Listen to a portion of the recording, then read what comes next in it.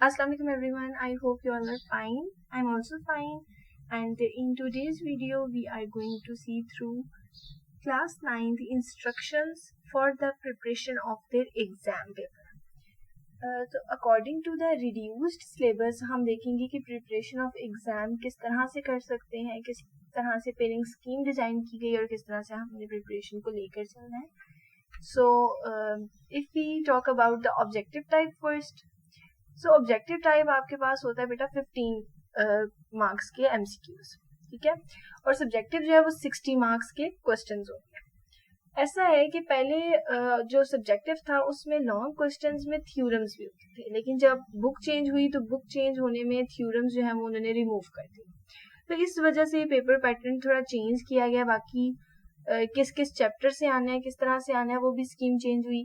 तो इस चीज़ को देखने के लिए मैं आपके लिए ये वीडियो बना रही हूँ कि आप इस चीज़ को समझें कि किस तरह से आना है और कितनी स्मार्ट आप तैयारी कर सकते हैं ताकि पास हो सके. Because at the last night इतना पॉसिबल नहीं होता कि आप सारे चैप्टर्स करें. तो जिन्होंने अभी तक तैयारी नहीं की फुल, उनके लिए बेस्ट होगा कि आप स्मार्ट वर्क की तरफ जाएं, बिकॉज अब हार्ड वर्क का टाइम चला गया. सो ऑब्जेक्टिव टाइप को देखें तो ऑब्जेक्टिव टाइप आपके पास 15 है और वो कहाँ से आएंगे, वो चैप्टर्स कौन से होंगे. तो यहाँ आपके पास क्लियरली लिखा हुआ है इंस्ट्रक्शंस में कि चैप्टर 1, 2, 5, 7, 9, 10, 11 और 12 और 13 में से आपके पास एक एक एमसीक्यूज आएगा. और जो चैप्टर नंबर 3, 4 और 6 है वहां से आपके पास दो एमसीक्यूज आएंगे. सो अगर हम इसको काउंट करें 1, 2, 5, इन चैप्टर्स को काउंट करें तो 1, 2, 3, 4, 5, 6, 7, 8 एंड 9. सो ये 9 चैप्टर्स है, 9 एमसीक्यूज, और दो इनमें से आएंगे तो 10, 11, 12, 13, 14, 15. सो 15 into 1 is equal 15. टोटल आपके पास 14 ऑब्जेक्टिव टाइप क्वेश्चंस होंगे इनके एमसीक्यूज. ओके, अब सब्जेक्टिव टाइप को देखते हैं जो कि 60 मार्क्स का है. 60 मार्क्स में उसकी डिवीजन कैसे हुई है उसको देख लेते हैं. सब्जेक्टिव में बेसिकली ऐसा है कि आपके पास दो पोर्शंस होते हैं शॉर्ट के. यहाँ पर देखें जो सेक्शन है 3 short question, the details are as follows. Section के अंदर क्या होंगे बेटा, 3 शॉर्ट क्वेश्चन होंगे. शॉर्ट क्वेश्चन इस तरह से होंगे कि students are required to attempt any 6 out of 9. एक पोर्शन है, पोर्शन कितने हैं 3. शॉर्ट क्वेश्चन के 3 पोर्शन है. फर्स्ट पोर्शन में 9 क्वेश्चन होंगे और उसमें से आपने 6 अटेम्प्ट कितने करने हैं, 6 क्वेश्चन अटेम्प्ट करने हैं. 2 शॉर्ट क्वेश्चन जो होंगे वो सिलेक्ट किए हैं उन्होंने 1, 2, 3 और 4 चैप्टर से, और एक शॉर्ट क्वेश्चन होगा 5 चैप्टर से. यानी कि अगर आप 5 चैप्टर छोड़ भी देते हैं तो इनमें से करके 1, 2, 3 और 4 से करके भी आप इजीली पास हो सकते हैं. ठीक है, दो शॉर्ट क्वेश्चन हैं, 6 करने हैं. 1, 2, 3, 4, 5, 6, 1, 2 और 3 चैप्टर भी आपको अगर पूरा आता है तो आप इसको इजीली अटेम्प्ट कर सकते हैं फर्स्ट पोर्शन को. सेकंड पोर्शन की बात करें तो इसमें भी 9 क्वेश्चन है जिसमें से 6 करने हैं. 3 short questions will be selected from each of the chapter 6, 7 and 9. 6 और 7 को ही अगर आप कर लें जस्ट, तो इसमें से भी आपके पास 3 शॉर्ट क्वेश्चन हो जाएंगे. 6 तो आप 9 छोड़ भी सकते हैं. यानी कि ये मैं आपको एक पॉसिबिलिटी बता रही हूँ कि आपने क्वेश्चन सिलेक्ट कर लेना कि इतने हम कर सकते हैं. ओके, तो इसमें जरूरी नहीं है कि आपने सारे ही करने हैं. ये आपको इसलिए पैटर्न बताया जाता है कि आप इसमें स्मार्टली स्टडी कर सकें. Now move towards the third section. यहाँ भी 9 क्वेश्चंस हैं टोटल और इसमें से आपने 6 करने हैं. 2 short questions will be selected from each of the chapters 10, 11, 13 and 3 from the chapter 12. 2 short questions है चैप्टर नंबर 10 से, 11 से और 13 से, और 3 शॉर्ट क्वेश्चंस आएंगे आपके चैप्टर नंबर 12 से.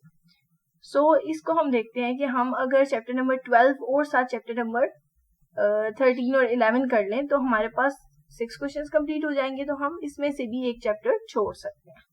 ठीक है, ये तीनों सेक्शन ऐसे हैं जिसमें से 9 क्वेश्चन टोटल होंगे और 6 आपने करने होंगे. तो चैप्टर्स की डिवीजन के हिसाब से आप इसकी प्रिपरेशन कर सकते हैं और ये बहुत ईजी हो जाएगा आपके लिए. नेक्स्ट है पार्ट नंबर 2. पार्ट नंबर 2 को देखते हैं. पार्ट नंबर 2 आपके पास है सेक्शन 2 की बात करें तो सेक्शन 2 में आपके पास लॉन्ग क्वेश्चंस हैं, 3 लॉन्ग क्वेश्चंस, और इनमें से आपने अटेम्प्ट करने हैं ओनली 2. हर क्वेश्चन जो है उसकी बेटा ए और बी पार्ट है. अगर 5th क्वेश्चन की बात करें, यहाँ पर क्वेश्चन नंबर 5 लिखा हुआ है और इसके आगे ए और बी पार्ट है. अगर उन्होंने 2 क्वेश्चन लॉन्ग करने को कहा है इसमें से, तो 2 क्वेश्चन का ये मतलब नहीं है कि आपने जस्ट ए पार्ट किया, बी पार्ट किया, तो ये आपके पास 2 क्वेश्चन हो गए। No, question number 5 is a question which contains the 2 parts A and B. Okay, तो कंप्लीट क्वेश्चन करने के लिए आपको दोनों पार्ट्स करने जरूरी हैं। अक्सर स्टूडेंट्स ऐसे करते हैं कि ए पार्ट इसका कर लिया, ए बी इसका कर लिया और बी इसका कर लिया। नो, ये ओवर अटेम्प्ट में आता है।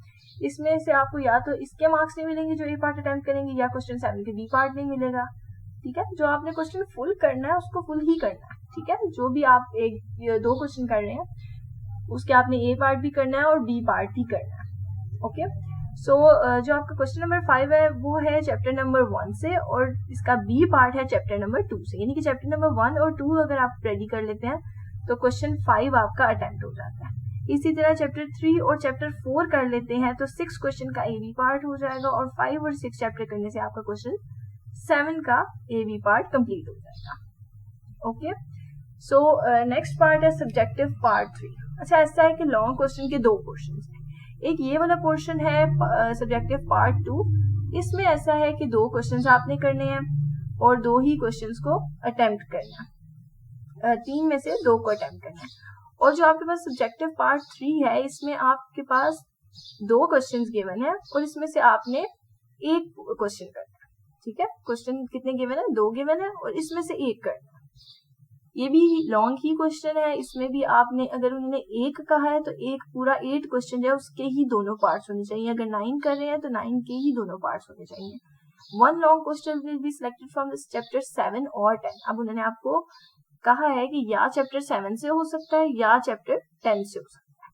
उन्होंने आपको कंफर्म नहीं बताया कि ये चैप्टर 7 से ही होगा या चैप्टर 10 से ही होगा। और सेकंड पार्ट जो है वो चैप्टर 9 से होगा, ये एग्जैक्ट उन्होंने बता दिया आपको। क्वेश्चन नंबर 9 को देखें तो ये चैप्टर नंबर 12 से होगा फर्स्ट पार्ट। सेकंड पार्ट होगा चैप्टर नंबर 11 और चैप्टर नंबर 13 से भी हो सकता है। सो ये डिपेंड करता है उनके ऊपर कि वो चैप्टर नंबर 7 से देते हैं चैप्टर 12 से देते हैं।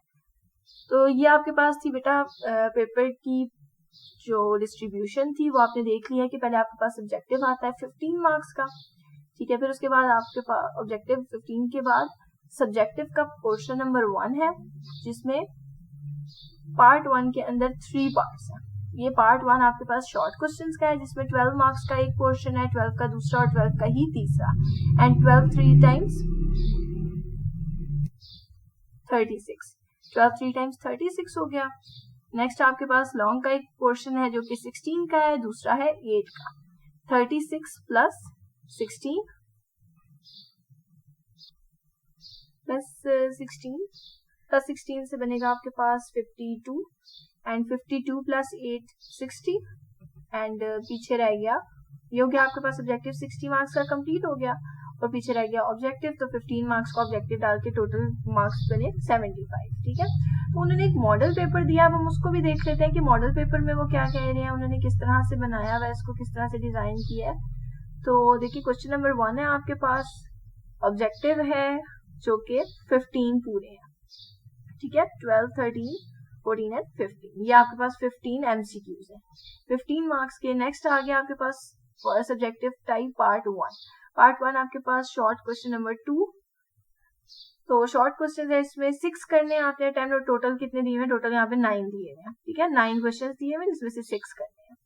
चैप्टर की डिवीजन आप देख आए हैं, जस्ट अब पार्ट्स को देख लें। क्वेश्चन 3 दिया हुआ है आपको, ये भी 9 क्वेश्चन हैं और 6 मार्क्स 6 अटेम्प्ट करने हैं आपके। ये 9 क्वेश्चन दिए हैं। क्वेश्चन 4 को देखें तो ये भी आपको 9 दिए हुए होंगे और 6 करने हैं आपने इसमें से। ठीक है, सो अब आता है सब्जेक्टिव टाइप पार्ट 2 जिसमें लॉन्ग क्वेश्चंस है। अटेम्प्ट एनी 2 लॉन्ग क्वेश्चंस में से आपको कितने दिए होंगे? 3 दिए होंगे जिसमें से आप 2 कर लेंगे।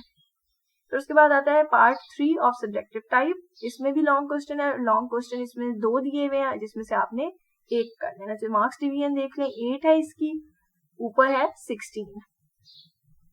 ये लॉन्ग क्वेश्चन है, 16 प्लस 8